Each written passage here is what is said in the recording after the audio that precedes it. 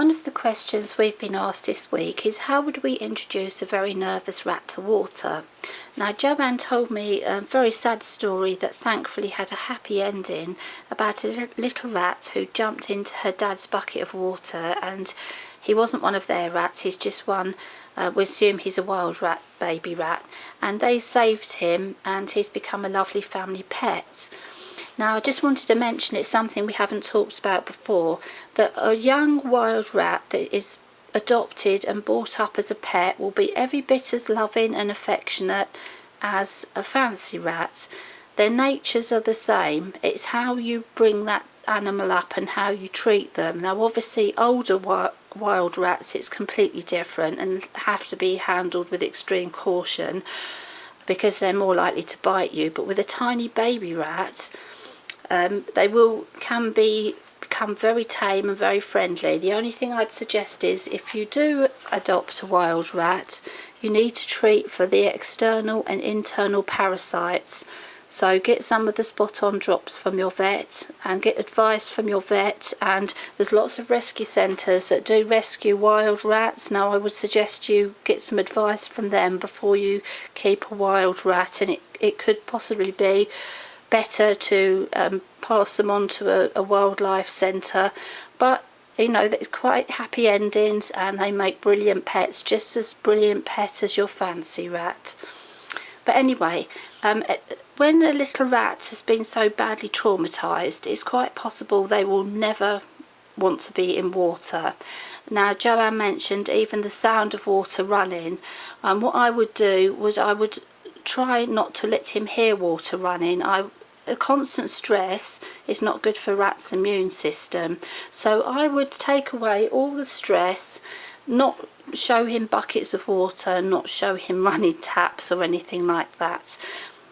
If this doesn't work, what I'm going to show you now, I'm going to say don't worry, because rats don't have to be bathed. We have only bathed very few of our rats, and they will always rescue rats that maybe have got distressed on the journey over to our house. They've been in carriers and maybe they've got smeared with poo and very smelly and dirty, and that is the only time we have ever bathed rats. If he ever any time is a bit grubby and does need some help with cleaning himself, maybe if he was older, we would suggest that you just get a bowl of lukewarm water, put it somewhere where he can't hear, maybe get a few flannels and get damp flannels on a tray before you even get your rat out, and get some tea towels, sit him on a tea towel and get the big pile of flannels and use several flannels and just sponge him with a damp flannel so he's not actually hearing or seeing the water itself. And that would be perfectly sufficient, just water, no shampoo. Just make it as pleasant and as non-scary as possible for your rats. But anyway, what we do is all of our baby rats and our older rats that come to live with us, they all have a bowl of water. Usually with the baby rats it will be one this size, and with the older rats it will be a guinea pig bowl, which is this size. And we just start it maybe just halfway so we don't fill it up too full. Always use ceramic bowls so that they don't tip up, because baby rats are going to perch on the side. But what we'd suggest is, for a very nervous rat, is one of these shallow ceramic dishes. Now in there, you can see the water moving. There is just 2 spoons of water in there, just enough to cover the base of the dish. And we would try putting that, you could try in the corner of the cage, but if your rat comes out for playtime, I would sit with him on the sofa, put this bowl on a towel and see whether he would just go up and have a look at the water, but never put the rat into the water. Don't take the rat to the water. The rat needs to make their own way over, otherwise they are going to be scared and nervous. The other place that's really good is on the floor. Put a towel on the floor and then just let the rat have a little look on his own time. Now on the first day we would put a tiny bit of water. On the second day we'd fill it a bit higher, and then on the third day a bit higher. When the rat is perfectly comfortable with that amount of water, we would then swap to the deeper bowl and we'd start again shallow water, just cover the bottom, then a little bit higher, a little bit higher, a little bit higher. When they're happy with that amount of water, we'd move on to the guinea pig bowl and repeat the process. And then we would move on to the dog bowl and yet again start again with just a small amount of water. Now when we're using these ceramic bowls, we just use a little bit of cold water. If at any time your rat gets distressed, then stop, don't push it, don't, just leave it for that day. You can move back to the stage the following day, go back to the stage where he was happy. So say he was happy with that bowl full of water, go back to that stage, and then the day after start again with the slightly bigger bowl. Now ultimately this would be the size of bowl that we would use if we had to shampoo a rat. This would be the bowl that we'd put the shampoo water in. So now with the washing up bowls, they're not as strong, so sturdy, so you will need to hold this bowl so that it doesn't tip up and terrify your rat. But we would yet again, now with this one, we'd put a little bit of lukewarm water and just a tiny bit on the bottom, gradually work up until it's about up to here. We wouldn't fill that right to the top.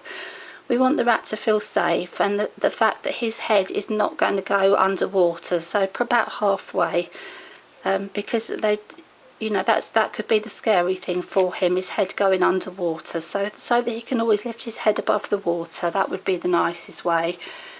When we use the bowl and the litter tray, we use lukewarm water. We always put cold in first and prepare the water before you get your rat out, so there's no danger to him from hot water.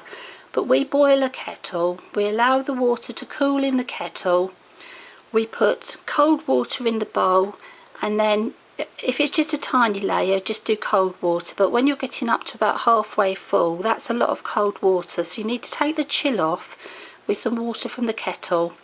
And if you think about baby baths, really you want comfortable, so you don't want it hot and you don't want it cold. And I would suggest dip this part of your arm into the water. The skin is very sensitive down here, and the water should feel comfortable to your skin, not too hot and not too cold. Now when your rat is comfortable with a bowl of water this size, we would then move on to the litter tray, which is a cat litter tray. We took the rim off, which is at the back here, and then what we do is we put a tea towel in the bottom so they don't skid about. And we have got some stones somewhere, but they're packed away. So what we would do is we'd put an upturned bowl in there to stop the ladder moving, and also so the rat, you could place him on the top of the ladder but never put them in the water, or you can just show him from the side. We splash with our fingers a little bit and just see how you go, but never put him straight in the water. With our baby rats, we'll put them on the ladder and we'll let them investigate, and the first level of water will just touch the bottom of the ladder, so it's just a tiny bit there, so their toes will just get wet as they go down to the bottom, and there's a stepping stone there. And then we will gradually increase the water, and as the rats get more confident, we'll take the ladder out completely and we will put the lid on and gradually fill the water, so this is just below the rim. And you can leave one or two upturned bowls in there, so they have a little place to, probably we'll put one in the middle, and they have a little place where they can get out of the water. And also you can have a bowl near the edge so they can get in and out easily, so that is just a way to make it nicer playtime. So that is how we would introduce water, and the important thing is this could take a very long time, so patience. And if you do this every single day, then your rat will get used to the water quicker. So remember that if your rat gets stressed, you should stop. You may never get used to your rat actually wanting to play in water, but you may find you'll get to this size bowl of water or this size bowl which the rats use for washing, and that may be as good as it gets. So just let your rat sort of be the judge of what he or she is happy with, and don't push it, because remember that one of the biggest causes of illness in rats is stress. and so we do not want to stress your rats out. But I hope that helps.